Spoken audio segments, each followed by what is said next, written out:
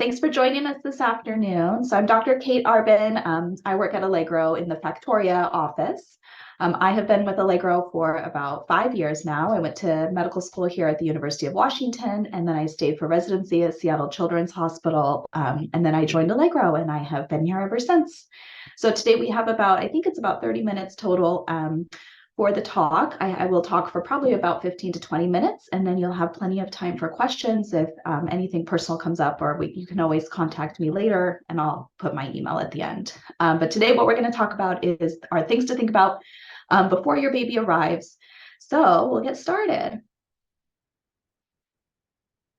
Okay. Oh, Hannah, is it going? Okay, so congratulations. You're pregnant. So exciting. Huge, big time in life, a lot of changes, along with all of your excitement and anticipation about the future. There's a lot of questions. So I know that as you're trying to pick out what your baby might need, and you're trying to pick out things for a little person that you don't even know yet, sometimes these decisions can become really overwhelming when you're thinking about all the things you have to do to get ready for a new baby. So today I hope the talk is overall informative and is not overwhelming. It just gives you some more information on, instead of things to think about, more like answers. So today we'll cover one, how to choose a doctor, because that can be a little bit overwhelming in itself as you're looking through your insurance. We'll talk about the well-child check and vaccine schedule, just so you have an idea of what to expect. By no means do you have to memorize that, because your doctor will talk to you about that. Things to think about to do before the baby arrives, or things we strongly suggest you think about. Then we'll talk about some just basic newborn care, so you kind of know what your life might look like, and then some common newborn questions I always get. Okay, so where to start? So one easy way to start is to think about choosing a pediatrician. And if it's too overwhelming to think about a specific doctor, you can choose a practice. The reason it's good to think about this before the baby arrives is because your OB is likely to ask you about your preferred pediatrician in one of your third trimester appointments. The reason they ask about this is twofold. One, they need to make sure that when the baby is born in the hospital, they know who to tell in the pediatric groups who that baby is going to be seeing and who needs to come round on the baby in the hospital. The second reason to do it is because they want to make sure from a medical standpoint that if anything comes up with the baby after the baby's born, that you have someone all ready to go to, or at least someone in mind that you know you could call if you have any questions after the baby is there. So how to choose a doctor. So of course, the best way, or I think one of the best ways, is personal recommendations from family, friends, coworkers, who have kids, your OB. They always are people that are great to go to. You can also look at profiles online. There are websites like Health Grades and like Doximity and things like that. When you Google specific doctors, those websites are not always up to date with all the current information about a particular doctor, and they don't have any like personal statements. So I would discourage you from looking at those types of websites and more look specifically at online practices and online profiles through their practice. So one way to start, instead of choosing a doctor specifically, is to choose a practice and then choose a doctor. So how do you choose a practice? So probably the way that I would start is at least go through your insurance and then look at location. When you're trying to figure out how to travel with a baby, having somewhere that's close by is probably one of the most important things. And then the next thing I would kind of look at is your browsing websites, is the availability of the clinic. So are they open on weekdays, and what are the hours? Is it going to work with your life?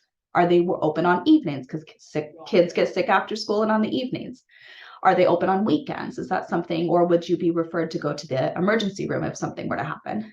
I'd also look at the availability, if you can, or at least look to see if they offer same-day sick visits. Just because kids get sick all of a sudden, and then you have to cancel work and figure out what to do. And so having same-day sick visit access, I think, is really important when you're thinking about pediatrics. I'm happy to say here at Allegro, we have all of those things. So we are open weekdays from 8:30 to 5:30. We have evenings into 8:30, so 4:30 to 8:30 for virtual visits. We have weekends every weekend. We're open 365 days of the year. And then we also do a ton of same-day sick visits. We have specific blocks for those. So if anyone were to call last minute, or you call right in the morning, we can get your kid in same day. We offer telehealth and virtual medicine. So if it's something you want to talk to a doctor about, but you're not sure if you actually need to come into the clinic, even for a newborn, we have those options, and those are all day, every day. And then one of the other things I would think about when you're choosing a practice is how they schedule appointments. So if it's a clinic that does phone calls only, know that that can sometimes mean long wait times because you have to have someone on the other end of the line that's answering that phone call. One great thing we have here at Allegro is that we have online scheduling as well as calling the nurses. So online scheduling allows you to see what's available from your phone or from your computer and then book right away. So that's one thing to think about when you're trying to choose practice. After you choose a practice, and if you decide you only want to choose a practice and choose a doctor later, know that that's okay. But if you want to go as far as choosing a doctor, I think the best way, again, is to look on the practice's online profiles of all the clinicians. I would consider questions like, how long has someone been in practice? So there's good, to all kinds of doctors. Here at Allegro, we have over 80 physicians. So just know that we know that not every person is going to be a great fit for every family. So if somebody, we would just encourage you to kind of look around and see who you would like to see. And we do prefer that you choose one or two people so that there's some history there for your child and that you have someone that you trust, but know that whoever you choose does not have to be like a permanent thing. But how long has someone been in practice? So if someone's newly out of residency, that might, sometimes people think that being new is not a good thing, but it can be because it means they're probably really up to date on all the current evidence. Has someone been in practice a long time? That's great because they have a lot of experience. So just think about what would fit for your family. If it matters to you, education and training history can be important. Training meaning like residency. And then really you're going to get a feel for people on their personal statement. What did they want to put on the website? What do they think is important? Why do they like taking care of kids? That's all going to be super important information as you're trying to make a decision on who you might want to go to. And at the first visit that you have with the doctor, it's okay to ask other questions about them. There's a lot to cover with the baby to make sure the baby's healthy, but it's okay for you to get a feel for the doctor to say, how often will we have to see another doctor? Will we see you every time? Or what happens if my kid gets sick? Will you be able to squeeze them in? So availability, how often do they work? If someone is only working on the days that you potentially are going to work, then that probably isn't a great fit, but they can always refer you to somebody else as well.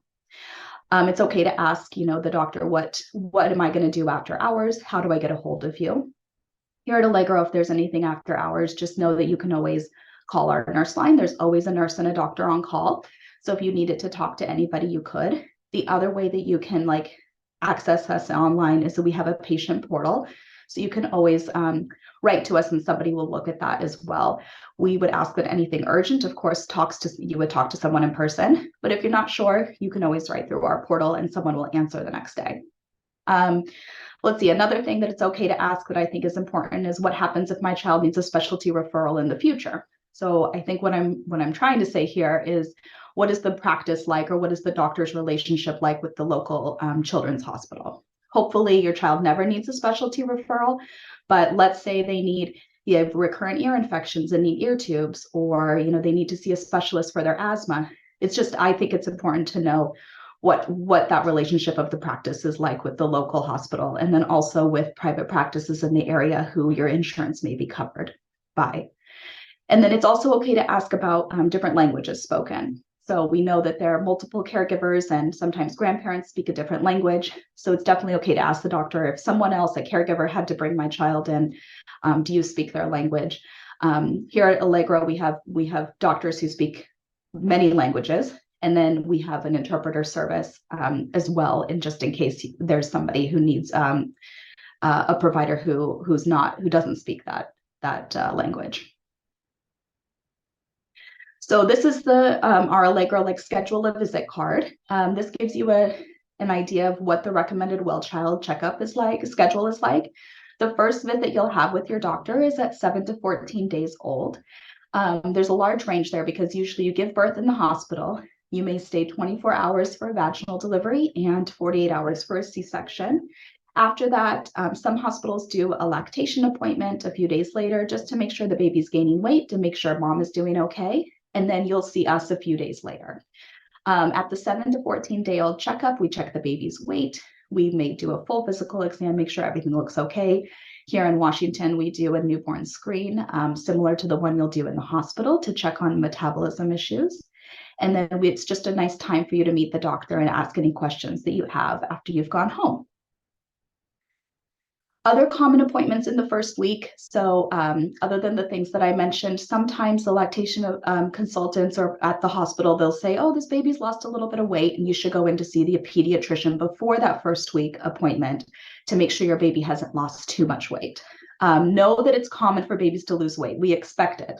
After babies go through the birth canal, even with the C-section, they lose a lot of water weight right away. So that's normal. But we expect that babies, as they're starting to feed, should regain their birth weight by 14 days old. So one of the reasons we have that first checkup is to make sure the weight's not too down and hopefully that the weight is starting to go back up. The other reason that you might be encouraged to go to the doctor early too is for jaundice concerns. So jaundice is what we call this kind of yellowing color that you can see here in the baby's eyes. Usually it's on the face and can go down the body. That yellow color is caused by a substance called bilirubin. Bilirubin is a reaction of the red blood cell breakdown, and it releases this bilirubin yellow color. Newborns have really immature livers and cannot process the bilirubin efficiently, so they ultimately end up collecting it in their skin. If the bilirubin levels are too high, it can lead to brain damage. And so we do monitor those jaundice levels really closely in the hospital and in the immediate post-hospital period to make sure that everything's at a good level and you don't need to worry about that. Okay, so now that we went over the schedule, this is the vaccine schedule that you'll see. You can see that most of the childhood vaccines are done by 4 years old. And then after that, it goes to 9 to 10 years old, 11-year-olds old. There are some like middle school shots, 16 years old. Those are the ones that you need before college. And but most of the things you'll see are before 4, and even before that, most of them are before 18 months. So at birth, you'll get a hepatitis B. They'll offer that in the hospital. And then at 1 month, we do a second hepatitis B. We are lucky to have combination vaccines, so your child gets less pokes. So here at the 2, 4, and 6 months, you'll see that we do a combination vaccine of the first tetanus shot, polio, and Haemophilus influenza type B. That's a combo, plus pneumococcal and then oral rotavirus. That's the same until 6 months. 12 months is the first measles, mumps, rubella vaccine, varicella, and hepatitis A. And then really it's just the same things as booster shots. So your child will be done with most of their childhood vaccines by the time they're 2. And then after that, they just do the school shots. And it's okay to screenshot this if you'd like to have this as a reference later, but we can also give you a handout of this when you come for your first appointment. And then before we leave vaccines, I just wanted to give everybody a note on Nursivimab, which is, or the brand name is Beyfortus. So Beyfortus is the monoclonal antibody that we have or that has recently been approved for RSV in infants. So RSV is respiratory syncytial virus. It causes fever and thick mucus for everybody, but it can be an issue for kids because of their smaller airways, and it can ultimately lead to difficulty breathing if their airways get clogged up with mucus. So we're lucky to now have the approval of Beyfortus as a single-dose monoclonal antibody to give to babies to help prevent them from getting RSV, which can be really hard to deal with if you're an infant. It was initially approved a couple months ago for healthy infants under 8 months old. So you may have heard about it in the news. More recently, due to supply issues, they have changed it to be approved for healthy infants under 6 months old. But unfortunately, there's a current Beyfortus shortage, and Allegro does not currently have any doses right now, but we hope to get some again soon. So it is worth asking about at your first appointment. However, one thing you can do while you're still pregnant is that the mom can receive the RSV vaccine during pregnancy between 32 to 36 weeks. So if your baby is born at least 2 weeks after your vaccine, they do not actually even need Beyfortus because we know that they're getting passive antibodies from when you were pregnant. So one thing you can do before the baby arrives is ask your doctor about the RSV vaccine and know that you're giving your baby some great passive immunity that way. And then other things to think about to do before the baby arrives. We would really strongly encourage you to update your own vaccines. Your OB is probably talking to you about this too. Any caregivers, especially caregivers who like grandparents, or if you have a nanny who are going to be around the baby all the time, we would also recommend that they update their own vaccines, such as their Tdap, so their tetanus shot, that needs to be updated every 10 years. So we hope that that's current. That can help the baby from getting sick with things like tetanus, diphtheria, or pertussis.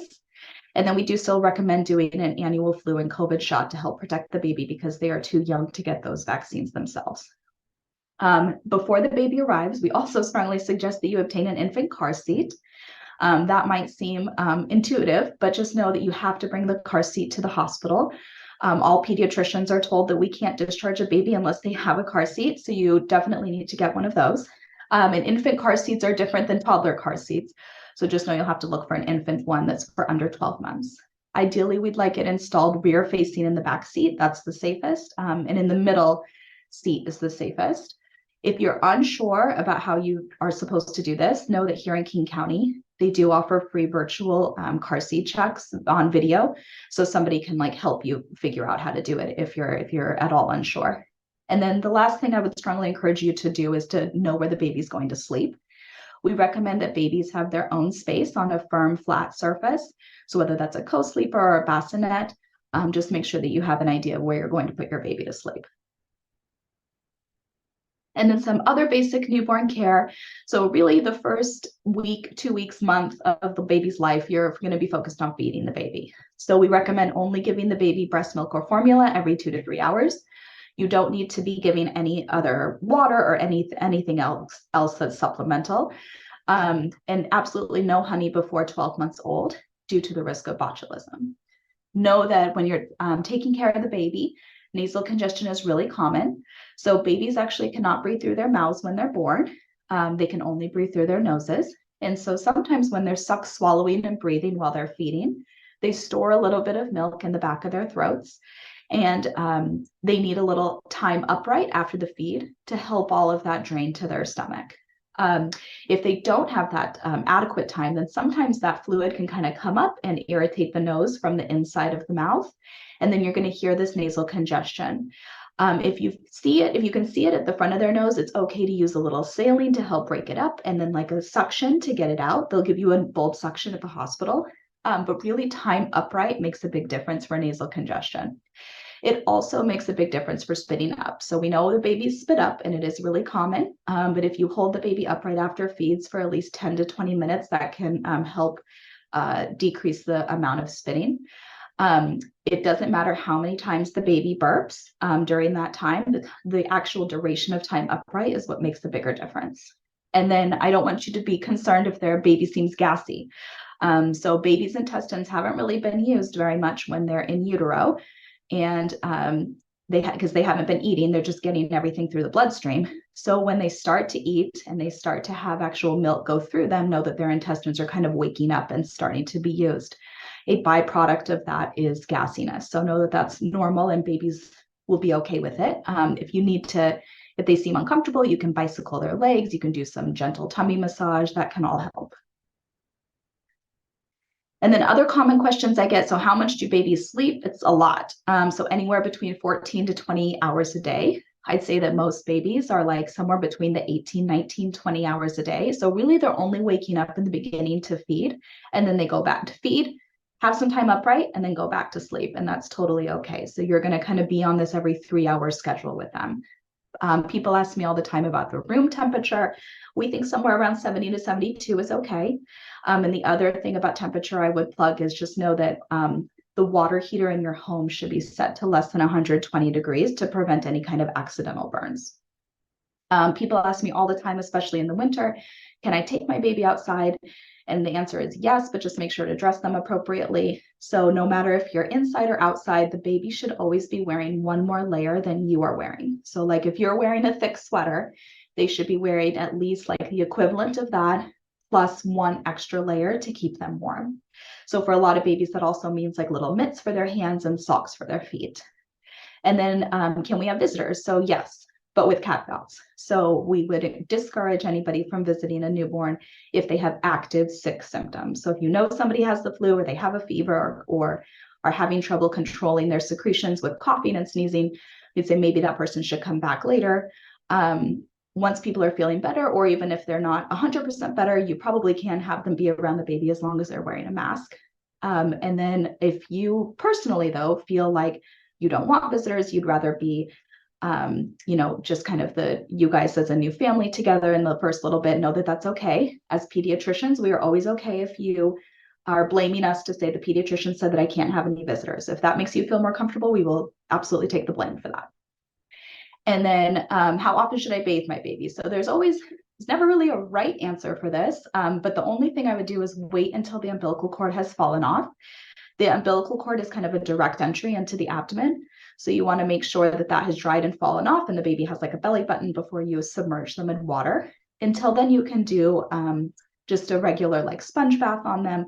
And then usually we say sometime between 2 to 3 times a week for doing the bath is okay. Some people like it as a ritual, want to do it every day. That's okay too, as long as the baby's skin is not getting too dry. And then crying. So just know that crying, when we see baby pictures, we just know that babies are usually, quietly sleeping, but crying is very normal in babies. So crying is the way that the baby is trying to communicate hunger or discomfort or need to be held and connect with you. So just know that it's okay to respond to the baby if they're crying and try to figure out what they're crying about. Remember, you cannot spoil a baby. So anytime that they're crying, it is definitely okay to try to like figure out what's going on with them and do what you need to do to help them feel safe and taken care of. If it's hard to calm them down with just feeding or changing the diaper, we always encourage people to remember the 5 S's of soothing. So those are swaddle, like make sure they're all swaddled up in a blanket and help them feel secure like they were in the womb. Sucking, whether that's breastfeeding, sucking on a bottle or sucking on a pacifier, that's all okay. Shushing, like actually making the shh sound, is kind of similar to what we think babies hear in the womb. So that can be comforting to them.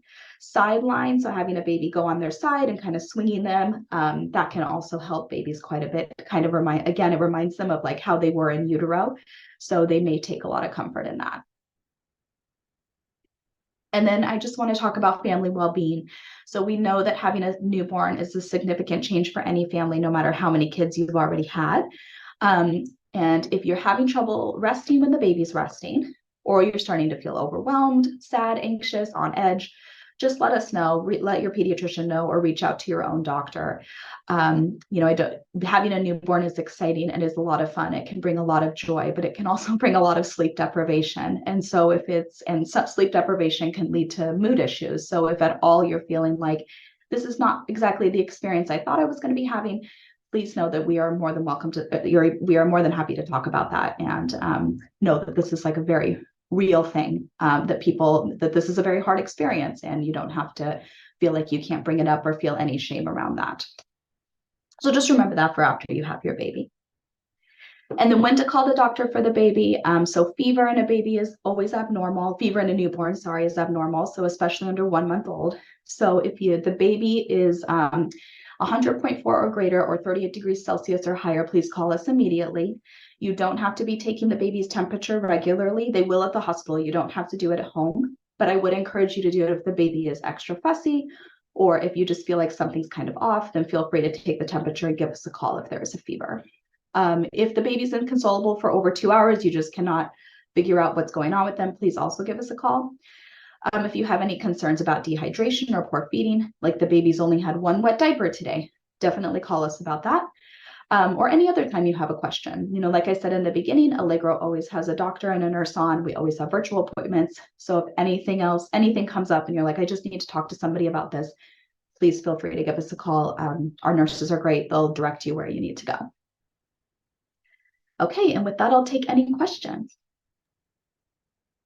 Great, thank you. So our first question here is asking about taking temperature, if you need any kind of special thermometer to take. Good question. So that's a good question. So at the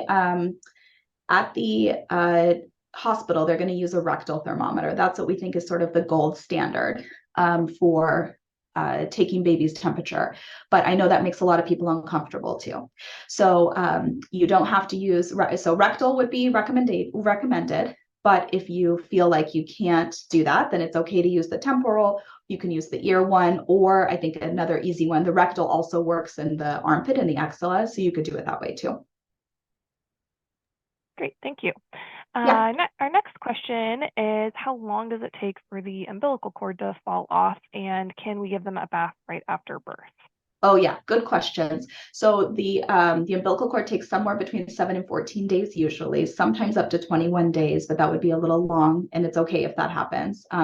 When the umbilical cord is still on, just know that we recommend doing nothing on it, just keeping it clean and dry. If you do, sometimes people want to like clean it or put alcohol swab on it. Just know that that actually makes it stay on longer. So we recommend nothing on the umbilical cord.